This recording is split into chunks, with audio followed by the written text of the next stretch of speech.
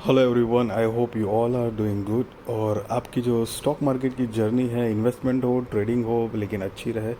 I wish you all the best और आप trading से अच्छे पैसे कमाएं। चलिए, तो भारतीय हेक्साकॉम लिमिटेड का आईपीओ आने वाला है। तो आईपीओ डिटेल्स देखते हैं। आईपीओ डेट जो है वो 3 अप्रैल 2024 से लेकर 5 अप्रैल 2024 तक है। फेस वैल्यू ₹5 पर शेयर। प्राइस बैंड जो है वो ₹542 से लेकर ₹570 पर शेयर है। लॉट साइज़ जो है वो 26 शेयर्स का है और टोटल इशू साइज़ जो है वो 7 करोड़ 50 लाख शेयर्स, करीब 4,275 करोड़ रुपए कंपनी जुटाने वाली है इस टोटल इशू साइज़ से। बट यहाँ पर सारे के सारे गाइस जो शेयर है वो ऑफ़र फॉर सेल है, मतलब ओएफएस के ज़रिए आ रहा है। मतलब ये जो जो भी अमाउंट आपको दिख रहा है 4,275 करोड़, वो सीधा सीधा प्रमोटर्स के पास जाएगा। मतलब प्रमोटर्स अपना माल जो है वो मतलब आईपीओ के ज़रिए बेच रहे हैं, जिससे वो पैसे कलेक्ट करेंगे। एक भी पैसा कंपनी के अंदर गाइस नहीं जाएगा। मतलब कंपनी के एक होता है कि कुछ मशीनरी खरीदने हैं या कुछ फ्यूचर एक्सपांशन है, मतलब कंपनी के इन शॉर्ट में बिजनेस ग्रोथ में यूटिलाइज नहीं होगा एक भी पैसा। अब इसका बेसिस ऑफ अलॉटमेंट 8 अप्रैल 2024 को है। इनिशिएशन ऑफ रिफंड 10 अप्रैल 2024 को है। Credit of shares to demat 10 April 2024 ही है, याद रहे। लिस्टिंग डेट जो है वो 12 अप्रैल 2024 है और cut off time for UPI mandate confirmation शाम को 5 बजे 2024 5 अप्रैल है guys. Issue type book built issue IPO. Listing जो है वो बीएसई एनएसई, मतलब गाइस ये एक मेन बोर्ड आईपीओ है। आप देख सकते हो ये जो भारती एयरटेल जिसका सिम कार्ड आप यूज़ करते हैं, यस ये वही कंपनी का आईपीओ है, मतलब दूसरा उसकी मतलब कंपनी का आईपीओ है। और जिनकी शेयर होल्डिंग प्री इश्यू, मतलब भारती एयरटेल का आईपीओ नहीं है गाइस, वो मतलब वही ग्रुप का दूसरी कंपनी है जिसका आईपीओ है ये। Share holding pre issue 50 crore, share holding post issue भी 50 करोड़ है। अब यहाँ पर ये दोनों नंबर सेम इसलिए है क्योंकि एक भी शेयर फ्रेश इश्यूज से नहीं आ रहा है। सारे के सारे जो है वो ऑफ़र फॉर सेल है, मतलब प्रमोटर्स अपना जो स्टेक है वो बेच रहे हैं, एक तरह से यूँ समझ सकते हो। तो यहाँ पर इसलिए जो नंबर है वो सेम यहाँ पर आपको दिखाई दे रहे हैं। रिजर्वेशन कुछ इस तरह से है। QIB shares offered not more than 75% of the net issue. Retail shares offered not more than 10% of the net issue.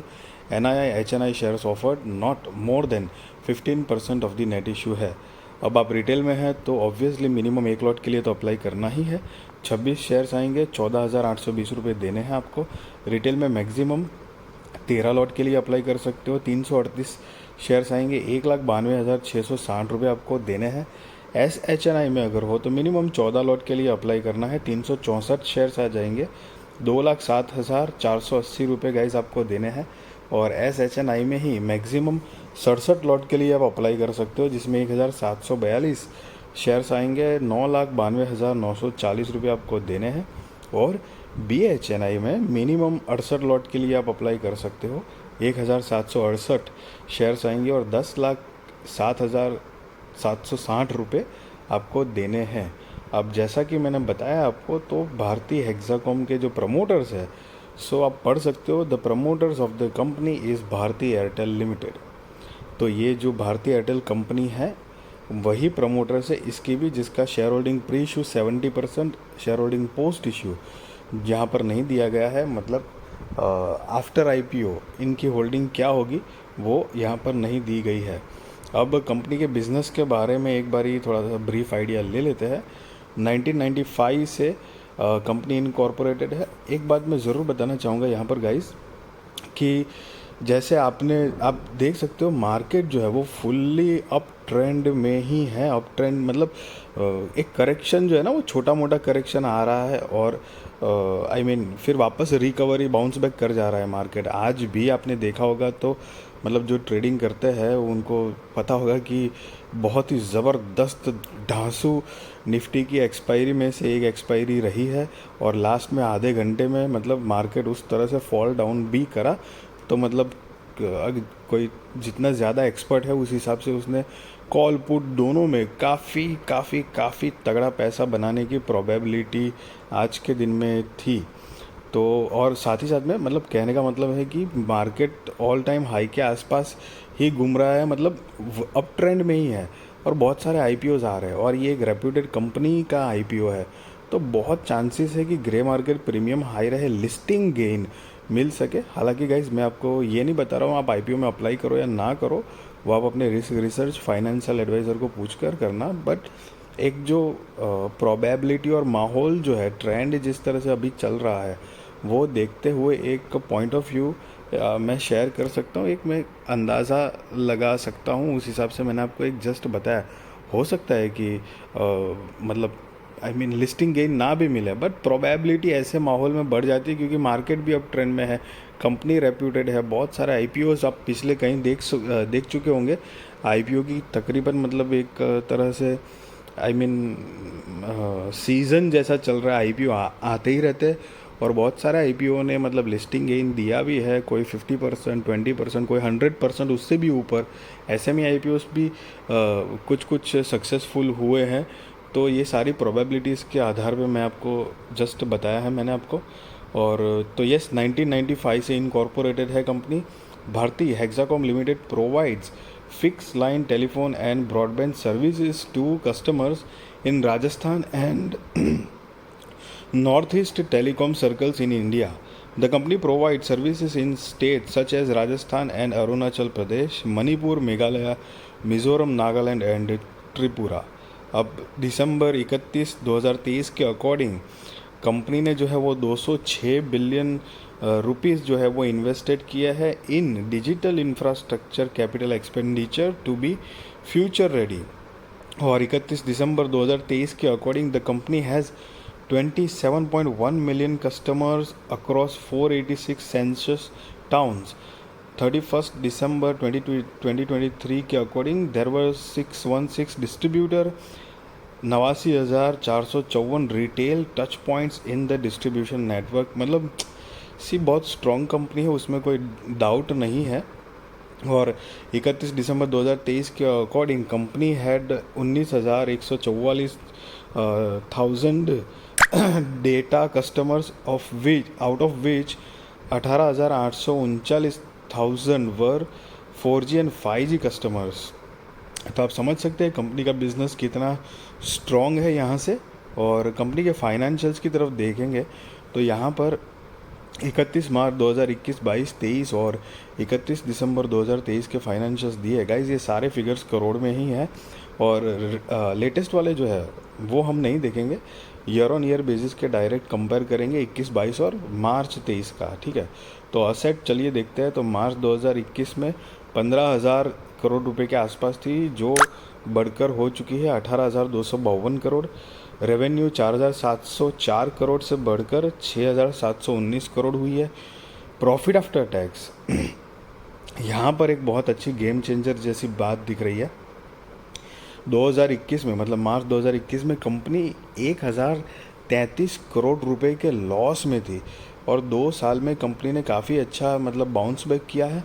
तो 2023 में कंपनी ने 549 करोड़ मतलब करीब करीब 550 करोड़ का प्रॉफिट जनरेट किया है। हालांकि आप 22 में देखेंगे तो 1,674 करोड़ का नेट प्रॉफिट जनरेट किया था, तो उसके मुकाबले वापस कम हो रहा है कंपनी का जो प्रॉफिट आफ्टर टैक्स है। बट रेवेन्यू जो है वो कंपनी की ग्रोइंग जोन में है।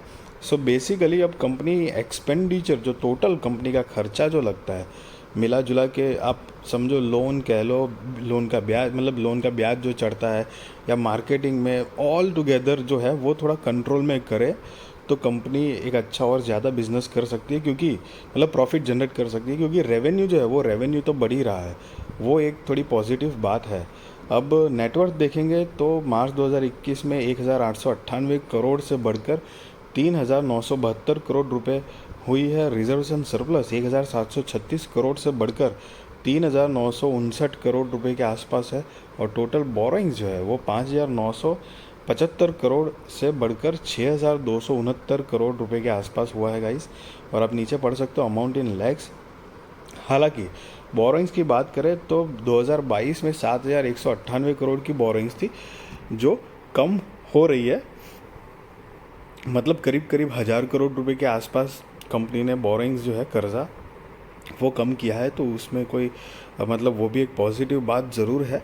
और कंपनी का मार्केट कैपिटलाइजेशन जो है वो भी 28,500 करोड़ रुपए का मार्केट कैपिटलाइजेशन है गाइस। और की परफॉर्मेंस इंडिकेटर में कुछ डेट टू इक्विटी 1.41 है, RONW 7.08%, PBV 6.45, और EPS अगर देखेंगे तो प्री IPO 10.98 है और post IPO 7.51, PEX pre IPO 51.89, post IPO 75.85 है गाइस। और यहाँ पर आप जो नोट देख रहे हो वो उन्होंने बेसिकली EPS प्री IPO और पोस्ट IPO कैसे कैलकुलेट किया है उसके बारे में बताया गया है गाइस। अब कंपनी का ऑब्जेक्ट ऑफ इशू, हालांकि ऑब्जेक्ट ऑफ इशू जो है वो इतना मतलब बेसिकली पढ़ने की इतनी ज़रूरत नहीं है, क्योंकि फ्रेश इश्यूज़ तो है नहीं, सारे के सारे जो है वो OFS है। तो सीधा सीधा जब पैसा कंपनी के प्रमोटर्स लेने वाले हैं तो नहीं, मतलब जैसे फ्रेश इश्यूज से आ रहा है तो ऑब्जेक्ट ऑफ इशू जनरली थोड़े इस तरह के होते हैं कि अगर लोन है तो लोन चुकाने का मतलब है, या कोई मशीनरी खरीदनी है, या कोई कंपनी दूसरी खरीदने के लिए प्लान कर रहे हैं, या कुछ मशीन मतलब एक्सपेंडिचर है अलग तरह का अलग जगह पर, और या तो फिर मैन्युफैक्चरिंग प्लांट कोई कंपनी डाल रही है तो उसके लिए ज़मीन या मशीन्स या मतलब फैक्ट्री आउट मतलब फैक्ट्री बनाने के लिए वैसे कुछ आई मीन व्हाट आई से वैसे कुछ मेजर रीजंस होते हैं। लेकिन यहाँ पर वैसे कुछ है ही नहीं रीजंस, बट ऑल दो पढ़ लेते हैं तो कि to carry out the offer for sale up to 7.5 crore equity shares by the selling shareholders and achieve the benefit of listing the equity shares on the stock exchange. तो सीधी सीधी वही बात जो मैंने आपको बताया, 7.5 करोड़ शेयर्स बेच के जो पैसा आएगा वो प्रमोटर्स लेना चाह रहे हैं। सो बेसिकली गाइज ये एक बड़ी कंपनी का IPO है, मार्केट भी थोड़ा अप ट्रेंड में है, पॉसिबल है कि ग्रे मार्केट प्रीमियम इसका अच्छा हो, और क्योंकि मार्केट भी अप ट्रेंड में है, रेप्यूटेड कंपनी है, ऊपर से कंपनी की बैलेंस शीट भी जो है वो थोड़ी डिसेंट जैसी है, ठीक ठाक है। बिज़नेस के बारे में तो लाइक ज़बरदस्त है ही, मतलब ज़बरदस्त माने अच्छा ही है बिज़नेस। और यस गाइस, तो but be responsible trader, be responsible investor, value your money, and I wish you all the best. आपकी स्टॉक मार्केट की इन्वेस्टमेंट हो, ट्रेडिंग की जर्नी हो, अच्छी रहे और आप अच्छे से पैसे कमाइए। वीडियो अच्छी लगी तो ज़रूर लाइक शेयर सब्सक्राइब करिए, आपके सारे कॉन्टैक्ट के साथ भी मेरी वीडियो मेरी चैनल शेयर करिए ताकि उनकी भी स्टॉक मार्केट की जर्नी और भी ज़्यादा कॉन्फिडेंस, सक्सेसफुल और अवेयर हो पाए। एंड यस गाइस, मैं आपको कोई बाय और सेल रिकमेंडेशन नहीं दे रहा हूँ, ना ही मैं आपको ये बता रहा हूँ कि आप IPO में अप्लाई करो या ना करो। That is completely depend on your risk research. Financial adviser को आप पूछ कर सकते हो। Thank you so much.